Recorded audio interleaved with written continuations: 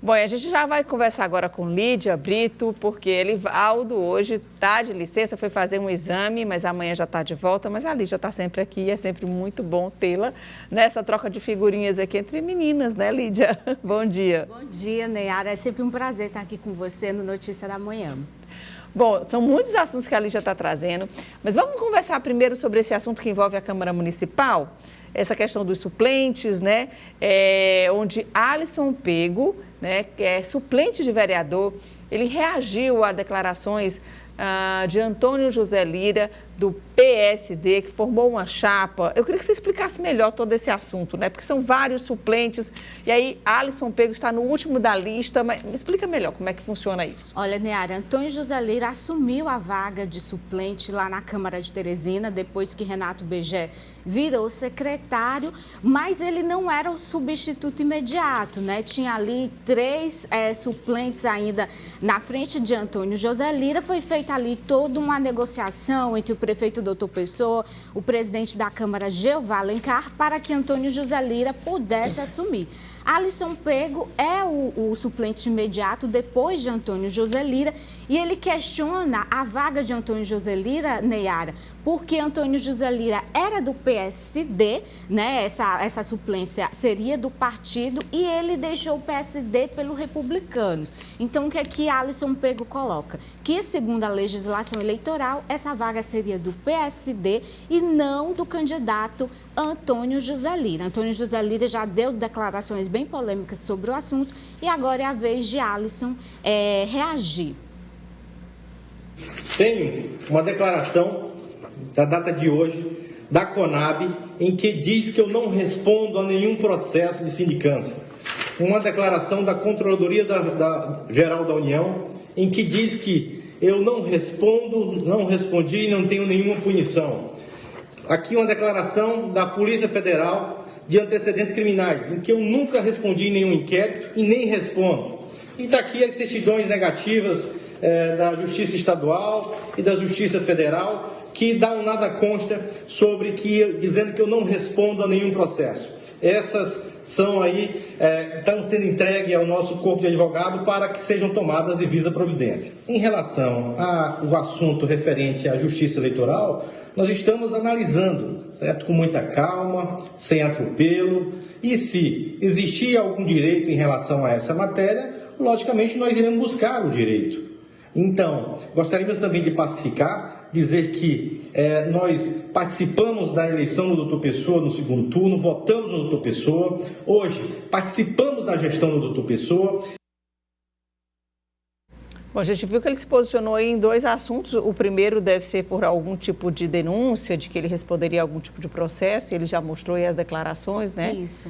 As certidões de que isso, né, segundo não procede, né? o suplente aí de vereador, não procede.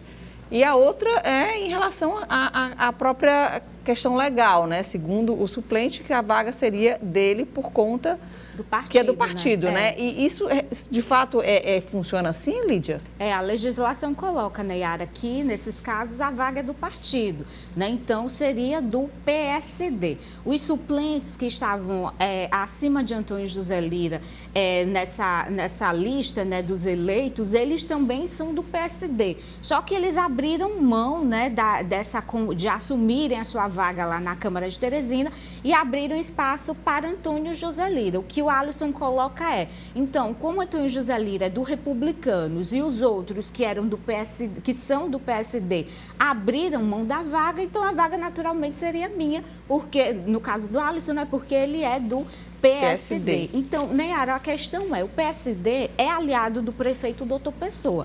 E a posse de Antônio José Lira foi uma negociação feita ali também com o prefeito Doutor Pessoa. Antônio José Lira vai ser um homem lá na Câmara de Teresina que vai ter um papel específico de fazer a defesa da gestão de Doutor Pessoa. A oposição começa a se articular lá na Câmara, já formou um bloco pequeno, tímido, só são 4 vereadores, mas esse bloco começa a se articular, a fazer denúncias, cobranças com relação a problemas que chamam mais a atenção da população aqui na capital. Antônio José Lira entra com esse papel papel de meio que um líder. Ele não é o líder oficial, porque o líder é Enzo Samuel. Mas ele, Neyara, é aquele que vai para o embate, que vai fazer a defesa da gestão. Em 2 dias de mandato, né, que ele assumiu, ele já deixou isso bem claro, já fez discursos bem duros lá na Câmara em defesa da gestão de Dr. Pessoa.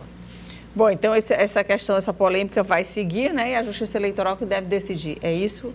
Se o Alisson decidir realmente, né, entrar aí com um pedido, né, dessa vaga de Antônio José Lira, a Justiça vai tomar essa decisão, Neyara. Vamos seguir aqui que a gente tem muito mais assuntos. Republicanos quer aumentar, é uma meta do Republicanos aumentar, por exemplo, a bancada dele na Câmara Municipal, Lídia? O prefeito Dr. Pessoa é o presidente do partido e, claro, Neyara, ele tem uma base aliada expressiva na Câmara de Teresina, mas é importante para o prefeito que essa base seja consistente em relação a cadeiras do partido dele, né, do Republicanos.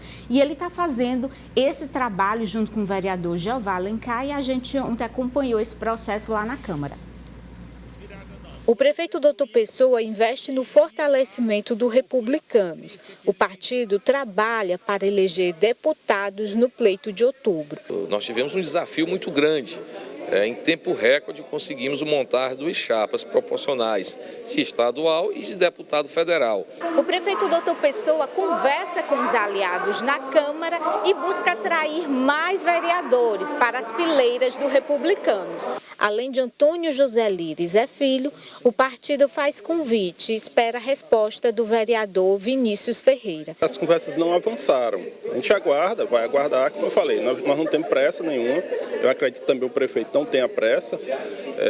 Nós vamos dar tempo ao tempo para ver o que vai acontecer, como é que as coisas vão se desenrolar. Outra indefinição é com relação à estratégia majoritária do partido. O nome de Robert Rios é discutido, mas ainda sem uma decisão. O nome do vice-prefeito, Robert Rios, tenho falado isso sempre, é um dos melhores quadros que nós temos para concorrer a uma chapa executiva. Bom, Lídia, agora eu queria que você falasse um pouco das estratégias, né? Que a gente sempre tem que falar um pouquinho dos pré-candidatos aí ao governo do estado, Silvio Mendes e Rafael Fonteles.